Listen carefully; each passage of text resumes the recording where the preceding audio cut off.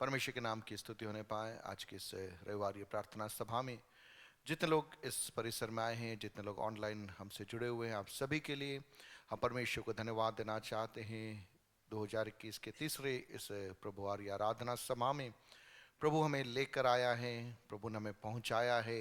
निसंदेह हमारा परमेश्वर दयालु है, हमारा परमेश्वर भला है, हमारा परमेश्वर हमें आगे लिए चलने वाला परमेश्वर है।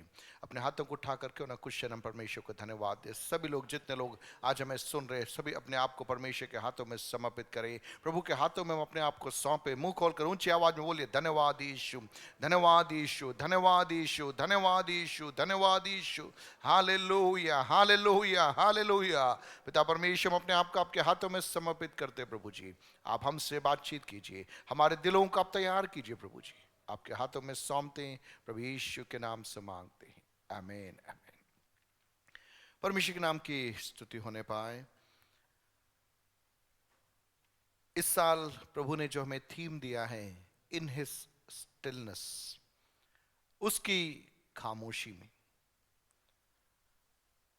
मनुष्य जीवन के अंदर जब हम इस संसार में जीवन को व्यतीत करते हैं, हमारे जीवन में हर दिन एक सा नहीं रहता है।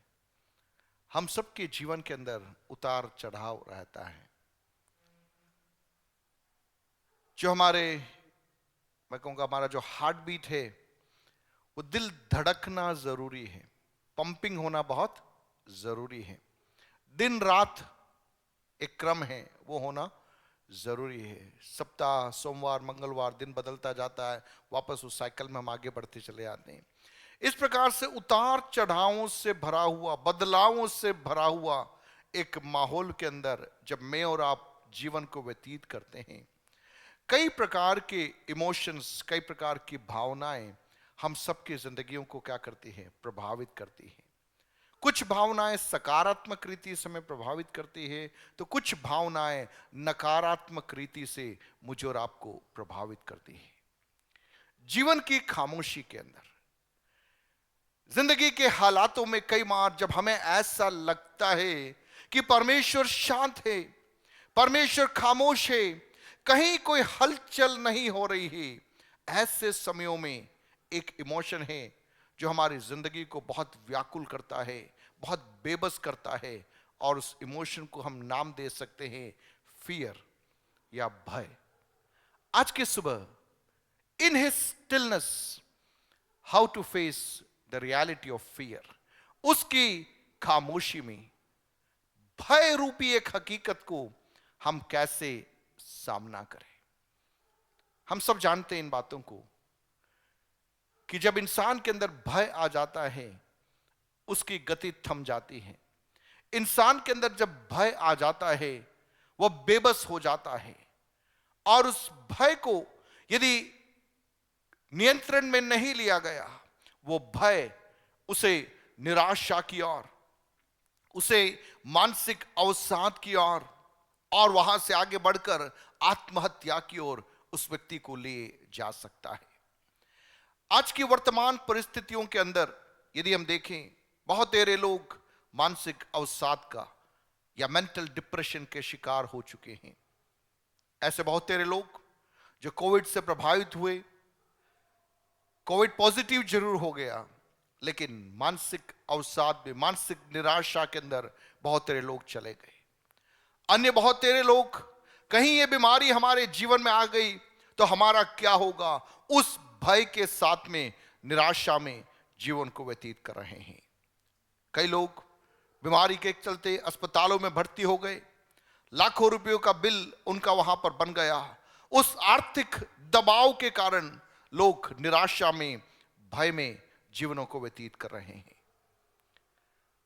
कल मैं एक वीडियो देख रहा था, चीन के अंदर जिस प्रकार से पिछले साल वुहान के अंदर जब ये वायरस हुआ और लॉकडाउन हुआ, ठीक इसी प्रकार से चीन के अंदर एक शहर के अंदर, हेबे एक नामक एक शहर के अंदर पिछले दिनों में लॉकडाउन डिक्लेयर हुआ है, और वहां पर वायरस बहुत अत्यधिक रीति से फैल रहा है, और उसको रोकने के लिए चीन 5 दिन के अंदर एक अस्पताल का निर्माण कर रहा है। क्वारंटाइन सेंटर का वहां पे निर्माण हो रहा है। और वो न्यूज रिपोर्टर बोल रहा था पिछले साल इसी प्रकार से कुछ वुहान के अंदर हुआ था और अत्यधिक तीव्र गति से अस्पतालों का, क्वारंटाइन सेंटर का जो उन लोगों ने निर्माण किया, लेकिन उसके बाद में वो बीमारी पूरे विश्व के अंदर फैल गई। इस 2021 में भी कुछ इसी प्रकार का दूसरे एक शहर के अंदर हो रहा है। अब सच्चाई कितनी है, बीमारी फैलेगी नहीं फैलेगी हमें नहीं मालूम। पिछले दिनों में न्यूज आया था यूके के अंदर एक दूसरा स्टेन हुआ है, दूसरा जो है इसी वायरस का एक दूसरा एक लक्षण दिखाई दे रहा है और उसके कारण बहुत सारे लोग मर रहे हैं।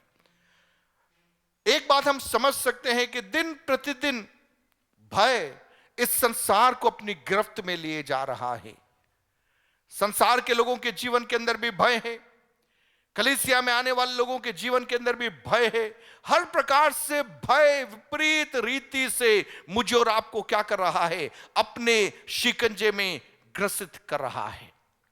एक भय के माहौल में हम कैसे जय को पा सकते हैं? क्या यह भय केवल हमारे ही जीवन में है या यह भय बाइबल के अंदर हम उन भक्तों के जीवन में भी क्या हम भय को देख सकते हैं जो प्रभु की आवाज को सुनकर प्रभु के पीछे निकले थे?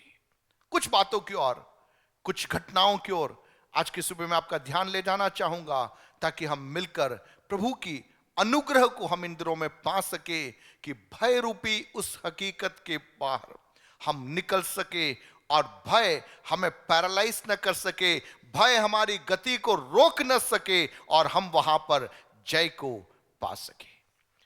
अय्यूब की पुस्तक में से एक पद को मैं आरंभ में पढ़ना चाहूंगा। उसका 4था अध्याय और उसका 12, 13 और 14वां पद हम देखेंगे। अय्यूब 4था अध्याय उसका 12, 13 और 14। वहां लिखा है, एक बात चुपके से मेरे पास पहुंचाई गई और उसकी कुछ भनक मेरे कान में पड़ी। रात के सपनों की चिंताओं के बीच जब मनुष्य गहरी निद्रा में रहते हैं, मुझे ऐसी थरथराहट और कंपी लगी कि मेरी सब हड्डियां तक हिल उठी।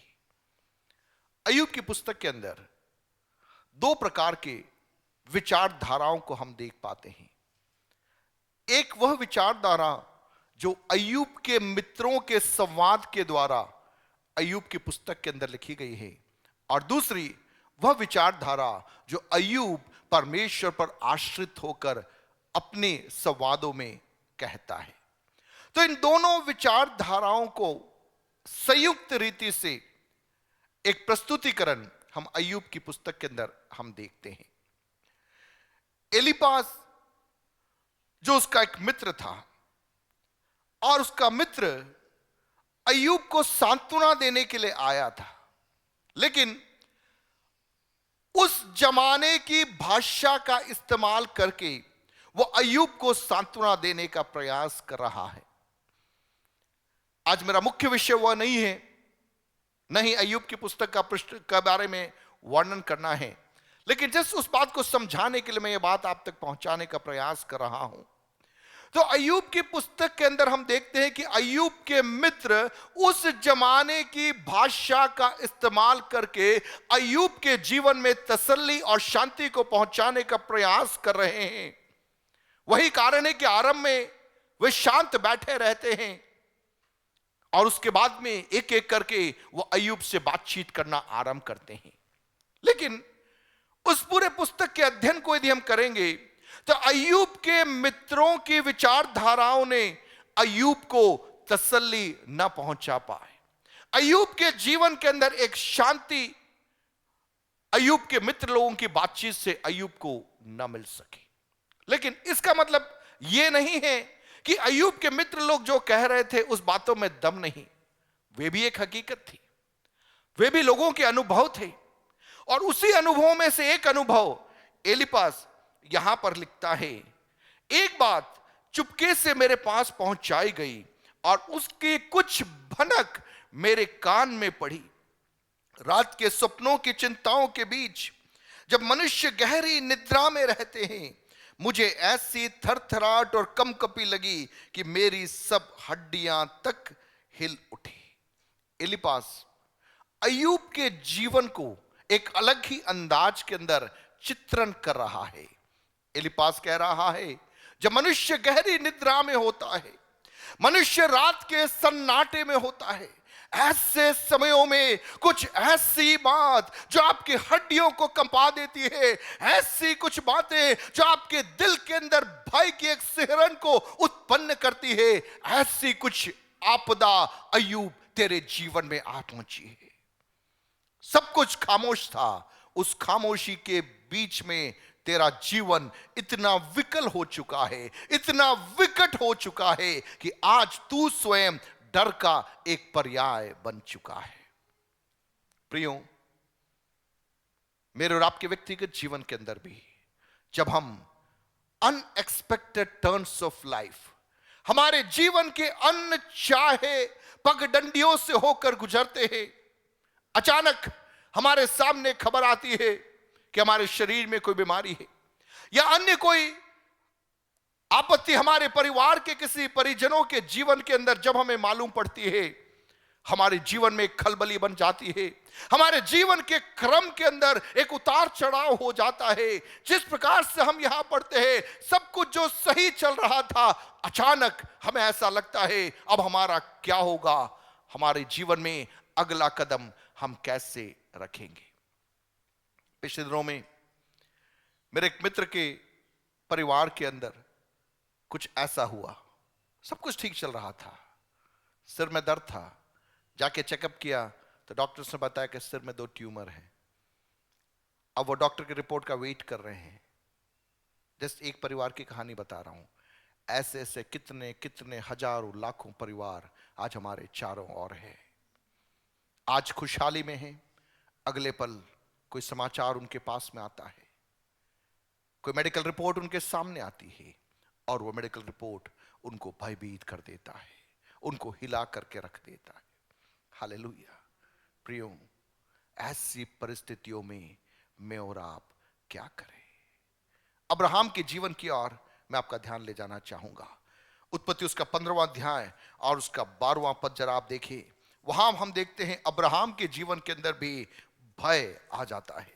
उत्पत्ति 15 उसका 12वां पद, वहां लिखें, जब सूर्य अस्त होने लगा तब अब्राम को भारी नींद आई और देखो अत्यंत भय और महाअंधकार ने उसे छा लिया। अब्राहम विश्वास का पिता कहलाता है। अब्राहम प्रभु की आवाज को सुनकर निकला हुआ एक व्यक्तित्व है। लेकिन यहां पर देखिए, अब्राहम के जीवन के बारे में पवित्र आत्मा लिख रहा है, जब सूर्य अस्त होने लगा तब अब्राहम को भारी नींद आई और देखो अत्यंत भय और महाअंधकार ने उसे छा लिया। अब्राहम, क्या हुआ तुझे? अब्राहम कहेगा, मेरे प्रभु ने मुझे वायदा दिया, मेरे प्रभु ने मुझे बुलाया, उस बुलाहट को पाकर मैं अपने घर से निकल गया। मेरे संतान नहीं है, लेकिन प्रभु का वायदा मेरे पास में है। 15वें अध्याय के आरंभिक वचनों में भी हम देखें, परमेश्वर यहोवा परमेश्वर अब्राहम को वायदे को पुनः स्थापित करता है और यहोवा परमेश्वर अब्राहम को अपने तंबू से बाहर निकलने को कहता है और अब्राहम से कहता है 5वें पद में, उसने उसको बाहर ले जाके कहा, आकाश की ओर दृष्टि करके तारागण को गिन, क्या तू उसको गिन सकता है? फिर उसने उससे कहा, तेरा वंश ऐसा ही होगा। अब्राहम जो तंबू के अंदर था, परमेश्वर रात को उसे तंबू से बाहर निकालता है और उसको कहता है कि तू ऊपर देख, इन तारों को देख, क्या तू इन तारों को गिन सकता है? तेरी पीढ़ियां इस प्रकार से असंख्य हो जाएगी। ऐसे समयों में 7वें पद में अब्राहम से परमेश्वर कहता है, मैं वही यहोवा हूं जो तुझे कसदियों के ऊर नगर से बाहर ले आया कि तुझको इस देश का अधिकार दूं। अब्राहम को प्रभु क्या कह रहा है? मैं तुझे इसीलिए लेकर आया कि मैं तुझे इस देश का अधिकार दूं, अधिकारी बनाने के लिए, तेरे हाथों में अधिकार का राजदंड देने के लिए मैंने तुझे बुलाया है। उस बात के प्रत्युत्तर के रूप में अब्राहम प्रभु से कहता है, हे प्रभु यहोवा, मैं कैसे जानूं कि मैं इसका अधिकारी होऊंगा? एक सवाल अब्राहम प्रभु से कहता है, हाउ शैल आई नो, मैं इसे कैसे जानूं कि मैं इसका अधिकारी होऊंगा? मेरे पास में तो संतान नहीं। तेरी जो प्रतिज्ञा है कि वो तारागणों के समान असंख्य हो जाएगा, मैं उसे कैसे जानूं? हम कहते हैं कि प्रभु उसको कहता है, तू एक वेदी बना और कुछ बातों को अर्पित करने के लिए 9 और 10वें पद के अंदर परमेश्वर अब्राहम को कहता है। जैसा प्रभु ने अब्राहम से कहा, अब्राहम ने वो बातें किया। लेकिन यदि हम वहां पर समझे, एक बहुत बड़ा आत्मिक भेद वहां पर छिपा हुआ पड़ा है। पिछले दिनों में जब मैं उस वचन को अध्ययन कर रहा था, तो पवित्र आत्मा ने मुझसे उन वचनों के द्वारा बातचीत करना आरंभ किया। अब्राहम, तू क्या कर रहा है? अब्राहम बोलेगा, मैं वही कर रहा हूं जो प्रभु ने मुझे करने को कहा है। लेकिन अब्राहम ने सारी बातों को किया, लेकिन परमेश्वर की आत्मा उतर आने के स्थान पर वहां पर कौन उतर आ रहा है? 11वें पद में लिखा है, मांसाहारी पक्षी लोथों पर झपट रहे हैं। अब्राहम बाट जो रहा है कि प्रभु की आवाज मुझे सुनाई देगी। अब्राहम बाट जो रहा है, वह प्रभु अभी प्रूव करने जा रहा है कि मैं कैसे तुझे अधिकारी बनाऊंगा। लेकिन उसके स्थान पर अब्राहम जिसकी बाट जो रहा है वह नहीं आ रहा, लेकिन उसके ठीक विपरीत कौन वहां पर आ रहा है? मांसाहारी पक्षी वहां पर आ रहे हैं। और अब्राहम को क्या करना पड़ रहा है? अब्राहम ने वह वेदी जो परमेश्वर के लिए तैयार की थी, उस वेदी पर ये मांसाहारी पक्षी झपट्टा न मारे, उन्हें उड़ाना है, उस वेदी को सुरक्षित रखना है। हालेलुया। क्या लगता है कितना देर उसने किया होगा? अब जरा सोचिए, परमेश्वर यदि अब्राहम को तंबू से बाहर निकालकर तारागण दिखाना है, तो वो दिन की बात नहीं होगी, वो रात की बात होगी, वो रात की बात होगी।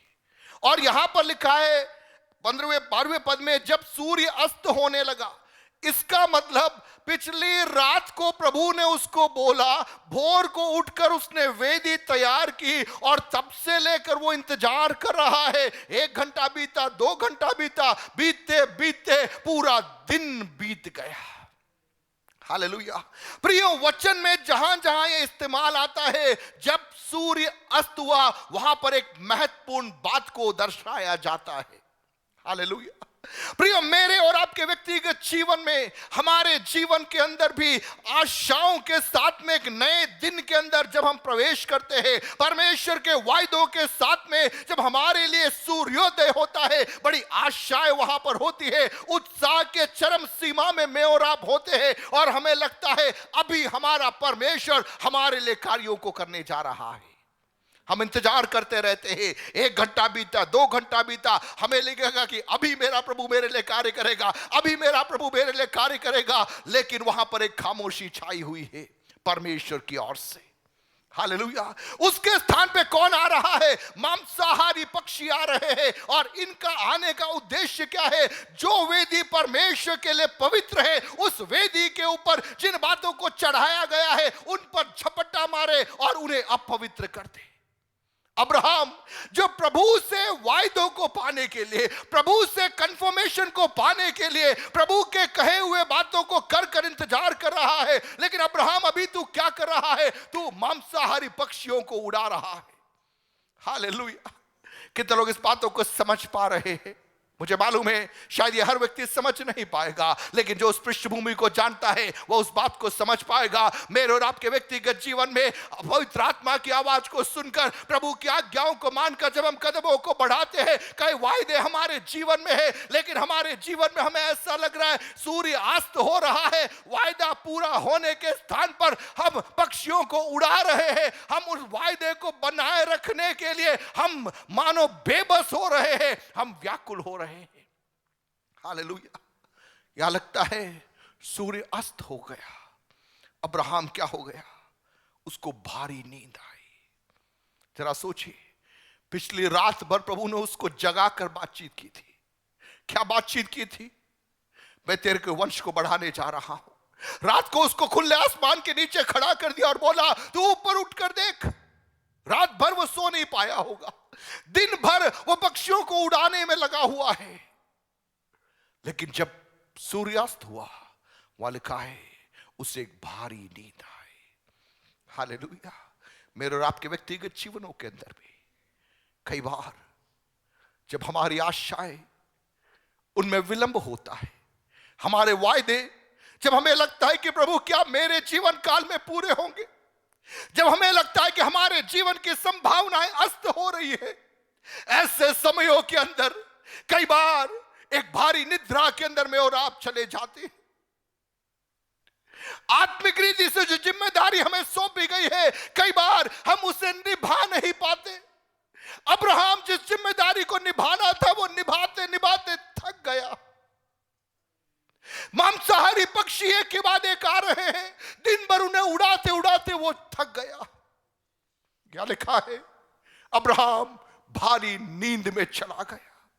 इतना ही नहीं, अत्यंत भय और महा अंधकार ने उसे छा लिया। हालेलुया। कितने कितने बार मेरे और आपके व्यक्तिगत जीवन में, मेरे और आपके पारिवारिक जीवन में, मेरे और आपकी सेवकाई के दौर के अंदर हम भी ऐसी वादियों से होकर गुजरे हैं। हालेलुया। अब्राहम यदि विश्वास का पिता कहलाया, उसके जीवन के अंदर सूर्यास्त हुआ, उसके जीवन के अंदर वो भारी निद्रा में आ गया, उसके जीवन के अंदर भय में अत्यंत अंधकार ने उसे घेर लिया। ऐसी हालात के अंदर अब्राहम आ पहुंचा। हालेलुया। एलिया के जीवन की ओर मैं आपका ध्यान ले जाना चाहूंगा। एलिया ने प्रभु की आवाज को सुना, प्रभु का मुखपत्र था वह, जो प्रभु कहता था बिना डरे बेबाक होकर कहने वाला व्यक्तित्व था। करमेल की चोटी के ऊपर उसने सबके सामने खुलकर एक घोषणा की, वह परमेश्वर जो आग को उतारता है वही सच्चा परमेश्वर है। एक बहुत बड़ी घोषणा उस प्रभु के दास ने पहला राजा उसके 19वें अध्याय के उसके 18, 17, 18, 19 उन अध्यायों के अंदर हम देख पाते हैं। लेकिन ये सारी बातें कहने के बाद में परमेश्वर ने आग को उतारा, प्रभु ने उसकी वेदी के ऊपर जो उसने रखा था उन सब बातों को प्रभु ने ग्रहण किया। परमेश्वर ने वहां पर बरसात को भेजा। लेकिन इन सारी बातों के बाद 19वें पद में आप देखें, वहां लिखा है आहाब ने इजबेल को एलिया के सब काम विस्तार से बताए। तब इजबेल ने एलिया के पास एक दूत के द्वारा कहला भेजा, यदि मैं कल इसी समय तक तेरा प्राण उनका सा न कर डालूं तो देवता मेरे साथ वैसा ही वरन उससे भी अधिक करे। यह देख एलिया अपना प्राण लेकर भागा और यहूदा के बरशेबा को पहुंचकर अपने सेवक को वहीं छोड़ दिया, परंतु वह स्वयं जंगल में एक दिन के मार्ग पर जाकर एक झाऊ के पेड़ के तले बैठ गया। वहां उसने यह कहकर अपनी मृत्यु मांगी, हे यहोवा बस अब मेरा प्राण ले ले, क्योंकि मैं अपने पुरखाओं से अच्छा नहीं हूं।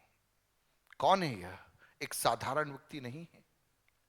उस जमाने में आहाब के सामने परमेश्वर की आवाज बनकर खड़ा रहने वाला एक व्यक्तित्व, उस जमाने में जहां पर बाल के देवी देवताओं का बोला बाला था, ऐसे स्थान पर घोषणा किया कि वह परमेश्वर जो आग उतारेगा वही सच्चा परमेश्वर है। उसने प्रभु की आग को उतरते हुए देखा, उसने अकाल के बाद में बरसात को होते हुए देखा। लेकिन वही एलिया यहां पर क्या हो रहा है? भय उसे भगा रहा है, भय उसे मृत्यु की मांग करवा रहा है। जरा सोचिए क्या हुआ होगा एलिया को। मैं समझता हूं एलिया ने शायद सोचा था कि जब आग उतरेगी सब लोग कहेंगे यहोवा ही परमेश्वर है। उसने सोचा था कि अब तो मेरे जीवन के खिलाफ जो हमला है वो यहां पर थम जाएगा। आहाब को जब उसने कहा कि बरसात होने जा रही है, उसने सोचा होगा कि आहाब जाकर इस्राएल को बोलेगा, इस्राएल मन फिराएगी और वह भी यहोवा परमेश्वर को मानेगी। लेकिन एलिया, यहां पर ऐसा नहीं हो रहा है। तेरी प्रार्थना में आग उतरी, तेरी प्रार्थना में बरसात हुई, लेकिन इस्राएल का मन नहीं बदल रहा है। हालेलुया। एलिया थक जाता है। एलिया कहता है, कब तक, कब तक प्रभु, कब तक मैं, अब बहुत हो गया, अब तू मेरा प्राण ले ले। प्रियो, कई बार मैं और आप भी जीवन में थक जाते हैं। प्रभु कब तक? एक को सुधारा, दो को सुधारा, तीन को सुधारा, एक कदम लिया, दो कदम लिया, तीन कदम लिया, प्रभु कब तक? How long? अब बहुत हो गया, तू मेरे प्राण को ले ले।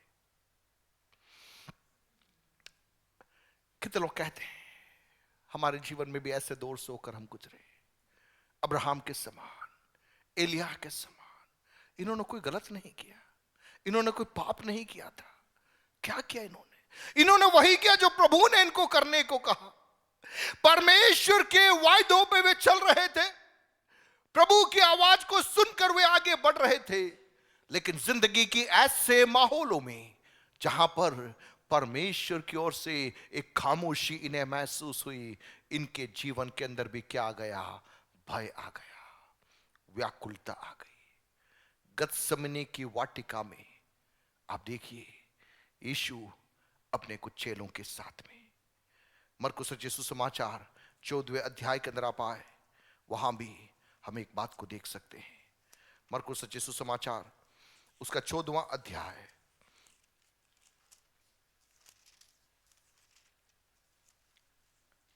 और उसका 33वां पद है।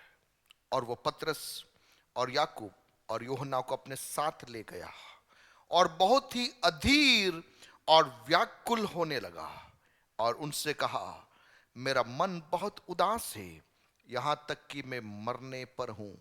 तुम यहां ठहरो और जागते रहो। हालेलुया। गत्समनी की वाटिका के अंदर प्रभु यीशु मसीह अपने आप को तैयार कर रहा था।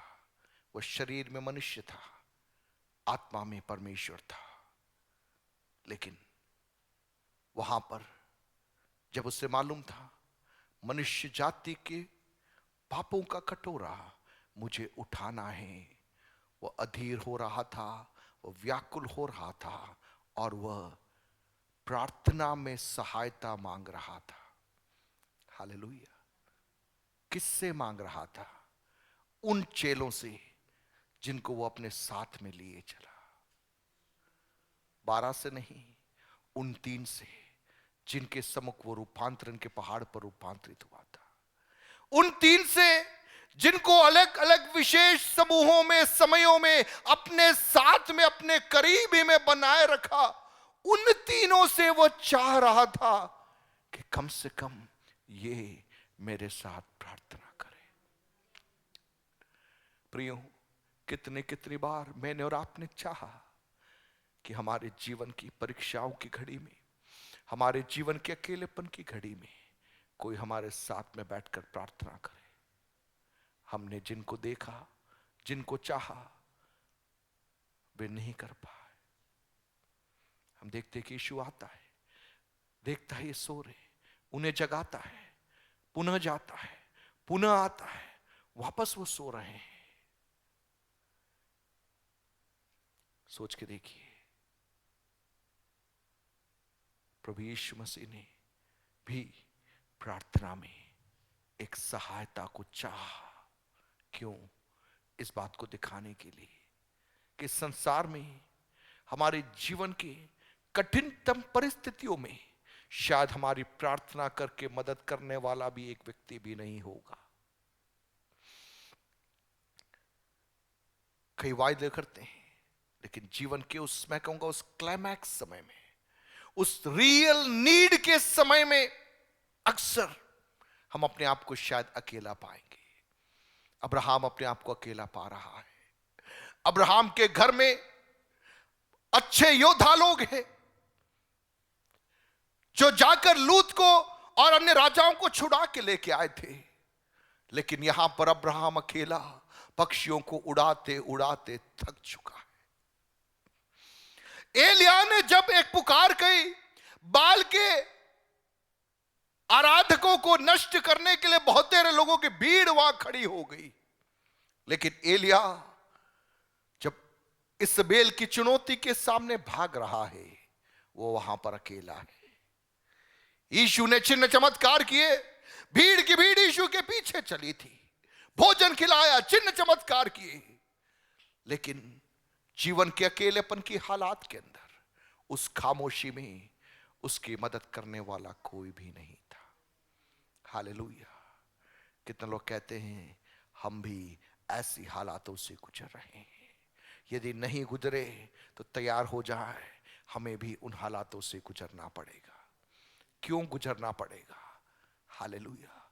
इसलिए गुजरना पड़ेगा क्योंकि हमारे जीवन के अकेलेपन के अंदर, उस खामोशी में, जहां पर कोई हलचल इंसानों की ओर से नहीं हो रही, कोई हलचल हमारे मित्रों की ओर से नहीं हो रही, कोई हलचल हमारे परिवार के लोगों से नहीं हो रही, कुछ कदम और आगे बढ़कर बोलूं, कोई हलचल उनसे भी नहीं हो रही जिनको हमने सोचा था ये हमारे आत्मिक मित्र है, वहां पर भी निशब्दता हो जाएगी। क्यों होगा? प्रभु कुछ गहरी बातें आपको अकेले में समझाना चाहता है।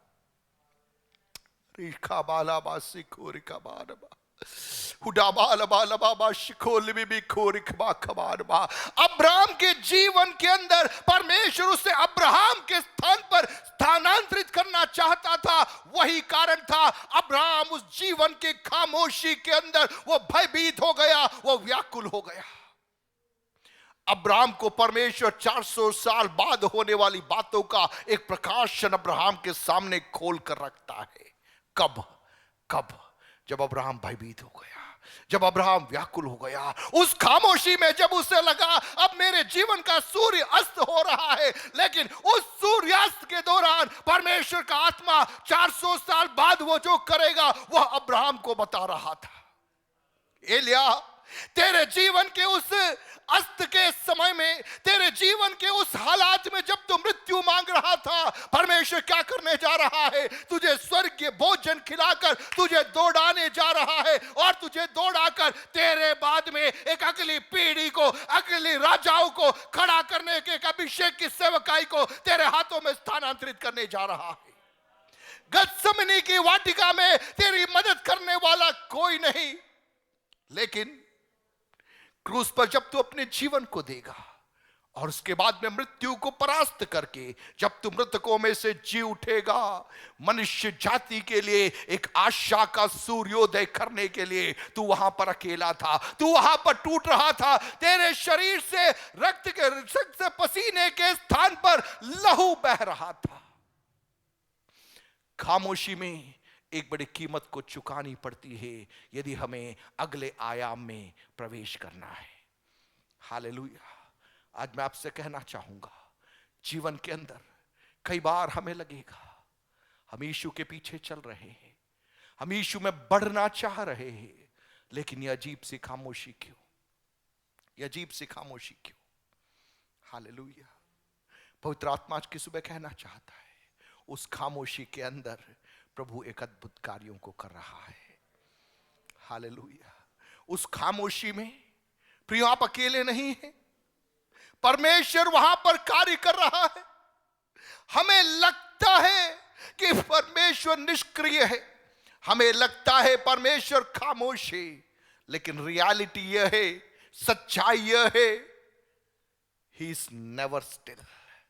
वह खामोश कभी नहीं रहता।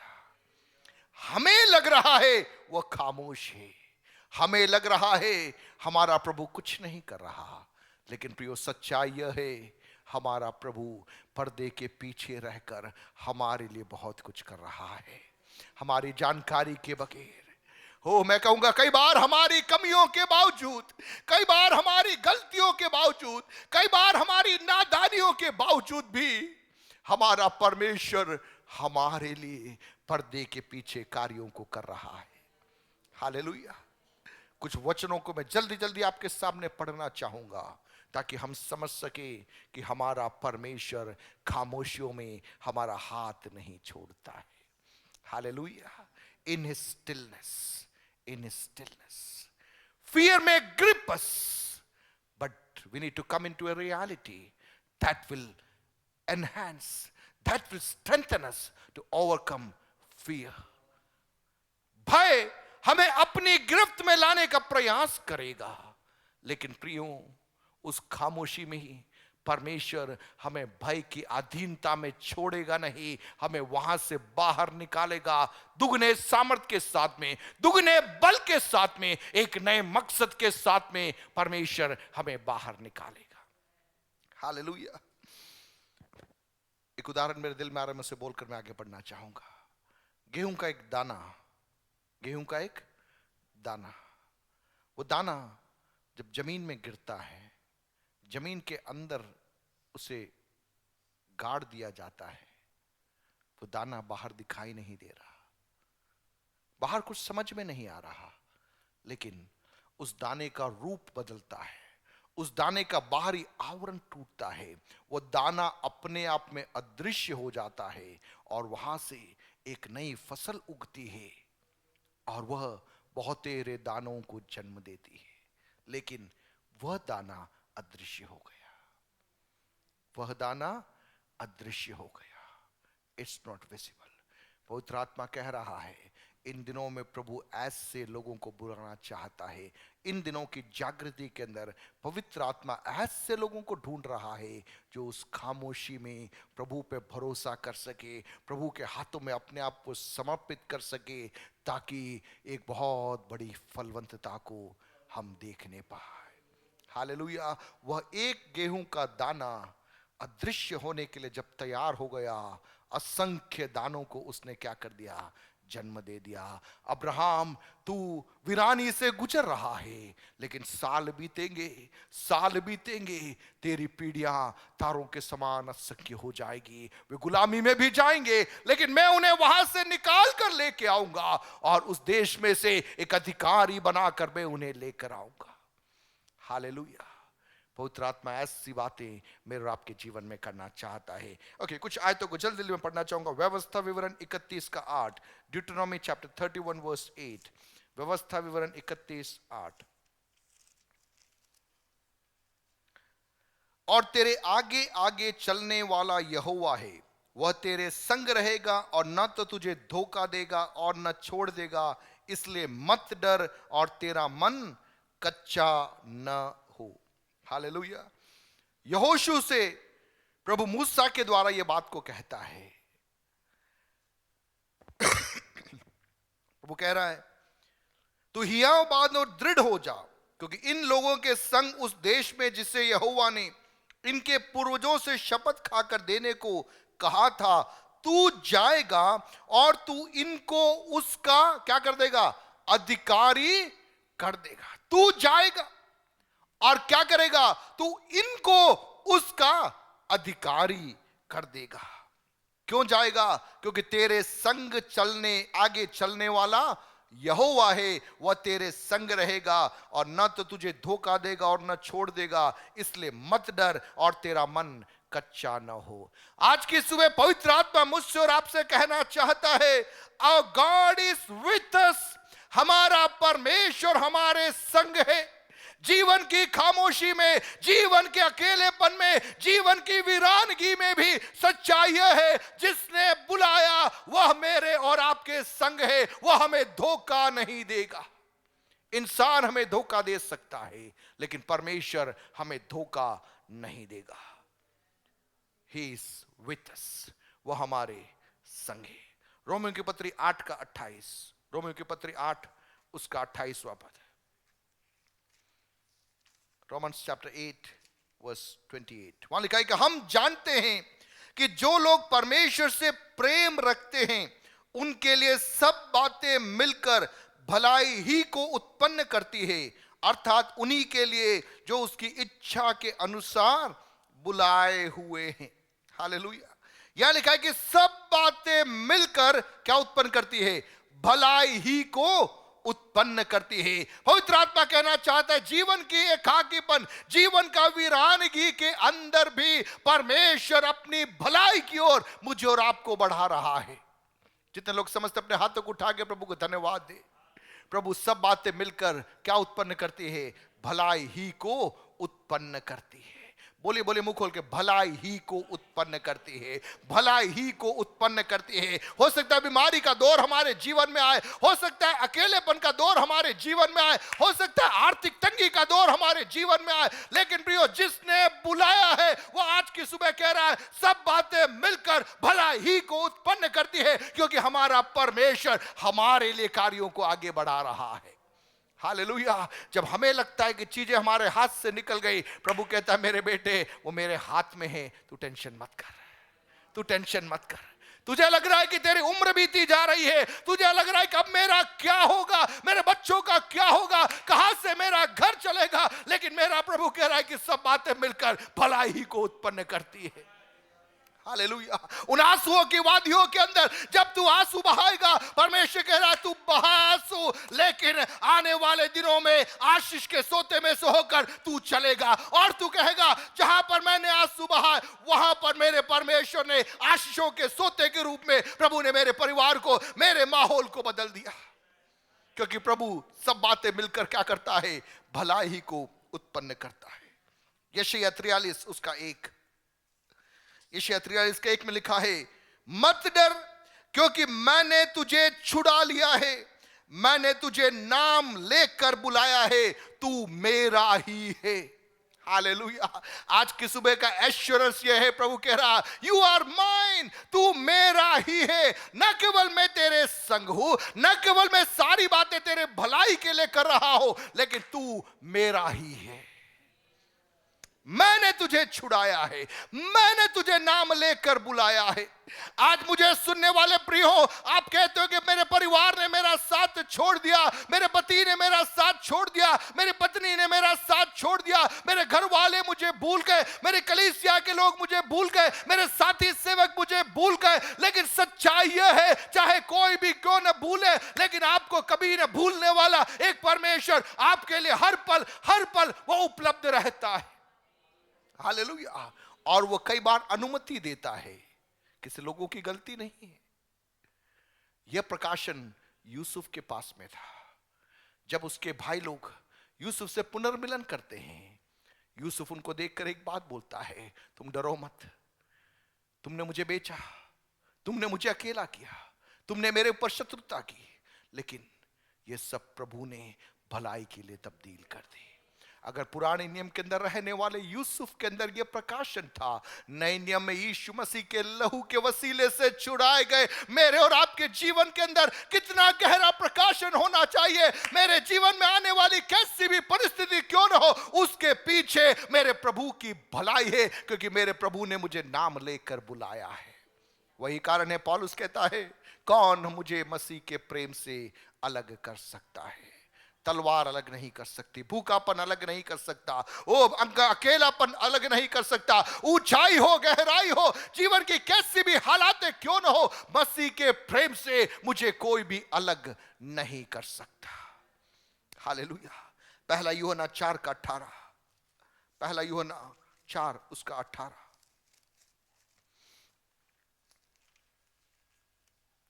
वहां लिखा है, प्रेम में भय नहीं होता, वरन सिद्ध प्रेम भय को दूर कर देता है। सिद्ध प्रेम किसको दूर करता है? भय को दूर करता है। परमेश्वर ने जगत से ऐसा प्रेम रखा कि उसने क्या किया? अपना इकलौता पुत्र दे दिया, ताकि जो कोई उस पर विश्वास करे वो नाश न हो, वरन अनंत जीवन को पाए। प्रियो, क्रूस पर यीशु मसीह ने उस प्रेम को बताया। वो सिद्ध प्रेम हमारे अंदर से क्या हटा देता है? भय को हटा देता है। हालेलुया। पवित्र आत्मा के द्वारा वो प्रेम मेरे और आपके अंदर डाला गया है। क्यों डाला गया है? हमारे अंदर से ये भय निकल जाए, हमारे अंदर वो सिद्ध प्रेम आज की तारीख में प्रकट होने पाए। एक वचन और पढ़ेंगे, इसके बाद हम प्रार्थना करेंगे। भजन संहिता 18 का 2, Psalms 18 verse 2।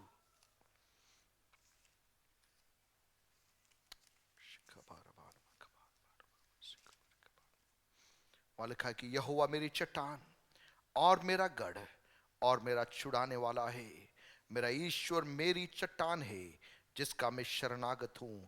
वह मेरी ढाल और मेरी मुक्ति का सींग और मेरा ऊंचा गढ़ है। दाऊद की यह प्रार्थना है। हालेलुया। हे परमेश्वर, हे मेरे बल, मैं तुझसे प्रेम करता हूं। आज मुझे सुनने वाले प्रियो, मेरे और आपके व्यक्तिगत जीवन में ऐसी परिस्थितियों में से होकर हमें गुजरना पड़ेगा जहां पर भय हमें अपनी गिरफ्त में लेने का प्रयास करे। लेकिन आज मैं आपको कहना चाहूंगा, जब हम प्रभु यीशु मसीह पर भरोसा करते हैं, जब यीशु मसीह के वचनों पर हम अपना आसरा ढूंढते हैं, जब यीशु मसीह के प्रेम को हमारे जीवन में कार्य करने की अनुमति देते हैं, वो जो सिद्ध प्रेम हमारे अंदर से भय को बाहर निकालता है। वचन का वो प्रकाशन कि मैं और आप यीशु के लहू के द्वारा खरीदे गए हैं। वचन का वो प्रकाशन कि हमारा परमेश्वर हमें नाम लेकर बुलाता है। वचन का वो प्रकाशन कि वो हमें कभी धोखा नहीं देगा। आज की सुबह मुझसे और आपसे कहता है, मैं तुझे आगे लिए चलूंगा। हालेलुया। इन हिज स्टिलनेस, उस खामोशी के अंदर, उस खामोशी के अंदर, जिस प्रकार से यीशु अपने चेलों के साथ में यात्रा कर रहे थे। यीशु ने बोला था, आओ हम उस पार चले। यीशु भी नाव में थे, लेकिन यीशु बड़े आराम से वहां पर सो रहे हैं। आंधी तूफान आने लगा, हिलोरे उठने लगे। चेले डर गए, चेले डर गए। और चेले यीशु को जगाकर बोलते हैं, स्वामी, हम नाश हुए जाते हैं। हालेलुया। कितने लोग समझ पा रहे हैं? यीशु की उस खामोशी के अंदर यीशु चेलों को एक गहरा पाठ सिखाना चाह रहे थे। आंधी तूफान के बीच में तुम्हें लगेगा सब कुछ खामोश है, नहीं, मैंने जो वचन बोला है, आओ हम उस पार चले, वो वचन क्रियाशील है। हालेलुया। मुझे सुनने वाले प्रियो, वचन को बोलना आरंभ करो, वचन को अंगीकार करना आरंभ करो।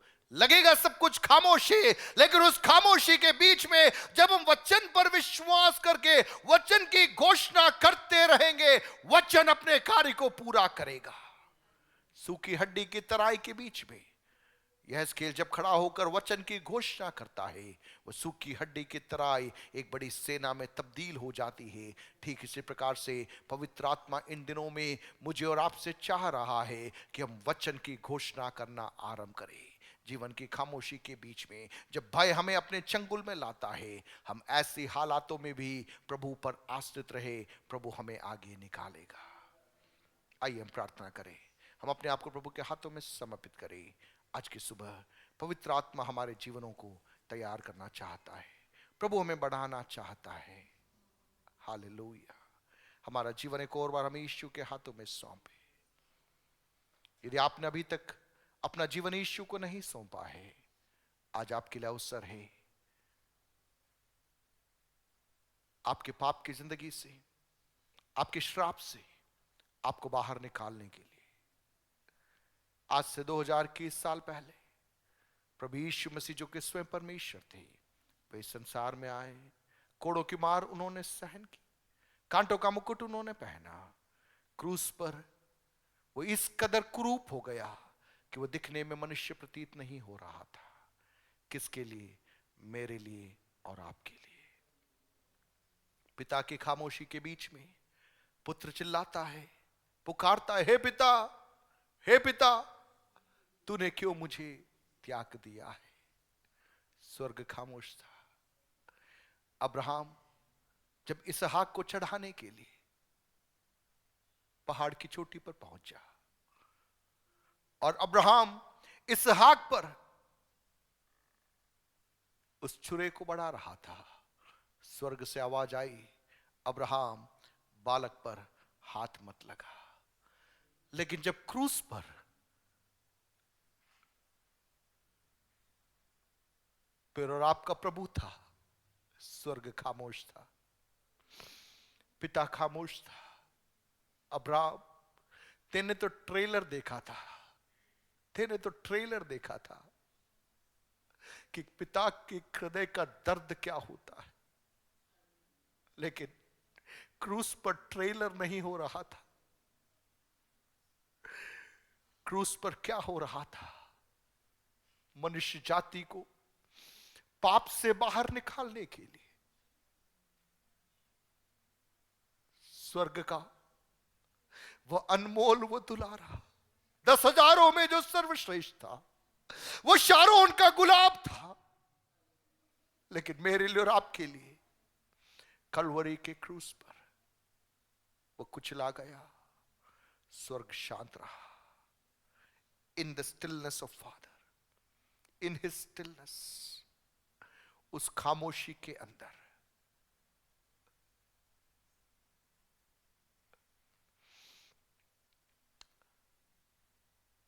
जब पुत्र ने गहरी सांस लेकर अपने प्राण को पिता के हाथों में समर्पित कर दिया, दोपहर का समय था, लेकिन अंधकार वहां पर छा गया। एक बड़ी निशब्दता वहां पर हो गई। बाहर अंधकार प्रतीत हो रहा था, लेकिन वो अंधकार मनुष्य इतिहास में एक ऐसे सूर्योदय के लिए था, एक ऐसा सूर्योदय जो हजारों लाखों के जीवन के अंदर उन्हें नरक की सजा से, पाप के दंड से बाहर निकालकर अनंत राज्य का अधिकारी बना देगा। हालेलुया।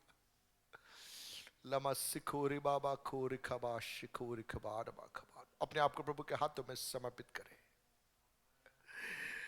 पवित्र आत्मा कईयों को स्पर्श कर रहा है। आप इस हॉल में बैठे होंगे, अपने घरों से आप सुन रहे होंगे, पवित्र आत्मा भी आपको छू रहा है।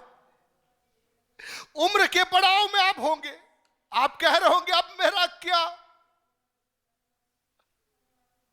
जीवन के चौराहों में आकर आप खड़े होंगे, अब आप सवाल कर रहे होंगे, प्रभु मैं कहां जाऊं, किधर जाऊं? आपको लग रहा है प्रभु शांत है, लेकिन मेरे प्रियो, प्रभु आपके लिए सुंदर कार्यों को कर रहा है। प्रभु चाह रहा है कि उस सुनसानी में भी आप प्रभु पर निर्भर रहेंगे तो हो सकता है थकान आ जाए, हो सकता है भारी नींद आ जाए, हो सकता है आप झाऊ के पेड़ के नीचे के हालात में पहुंच जाए, लेकिन जिसने वायदा किया है वो उस नींद में आपको कई गहरी बातें बताएगा, आपके जीवन को कईयों के लिए आशीष का कारण बनाएगा। खाबारा बाला बारीडा बारा बाशिकोरी बाबा रिखोरी बान माराइड बान मालबा सिखोरी बीबी शाडा रखा बारा बा खबारी बालबा। आत्मा में प्रार्थना कर, आत्मा में प्रार्थना करे। रिखोरी बीबी खोरी दिखना बार माराइड बान मालबा शिकोरी बाबा खबार बा।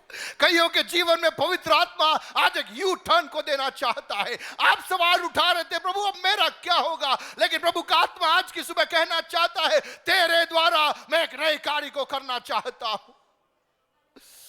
उडाबा राबाबा शालाबा खोरी खोरी बान माराई डबान मा खबार बारी बाबा सिखोरी खबार बा। यूसुफ, तेरे जीवन के अंदर लंबे सालों की जो खामोशी थी, उस खामोशी के द्वारा तुझे उस देश में पहुंचाया जा रहा था, उस स्थान में तुझे पहुंचाया जा रहा था जहां पर सालों पहले जो स्वप्न तुझे मैंने दिखाया, उस स्वप्न के पूर्तिकरण के लिए मैं तुझे वहां लिए चल रहा था। रिखाबाना माराडा बालाबा शिखोरी बाबा खबान माराई डबान मा खबान मा। सौंपी अपने आप को प्रभु के हाथों में, सौंपी अपने आप को प्रभु के हाथों में। पवित्र आत्मा, हम अपने आप को सौंपते हैं। आप हमें स्पर्श कर रहे हो, उसके लिए हम आपको धन्यवाद देते हैं। प्रभु जी, हम प्रार्थना करते हैं जितने लोग आज इस सभा में जुड़े, हर एक के जीवनों के अंदर पिता, आज जिस भय में ये फंसे हुए हैं प्रभु जी, उस भय से ये बाहर निकलने पाए। प्रभु जी, आपका जो पवित्र आत्मा आपने हमें दिया है, वो भय का आत्मा नहीं है, वो सामर्थ का आत्मा है, वो प्रेम का आत्मा है, वो संयम का आत्मा है। प्रभु जी, उस पवित्र आत्मा के दान के कारण अब हमें भय में जीवन नहीं व्यतीत करना, हम उस भय से बाहर निकालिए पिता। आप उसके लिए हमारी अगुवाई कीजिए, मदद कीजिए। आपके हाथों में सौंपते हैं, यीशु के नाम से मांग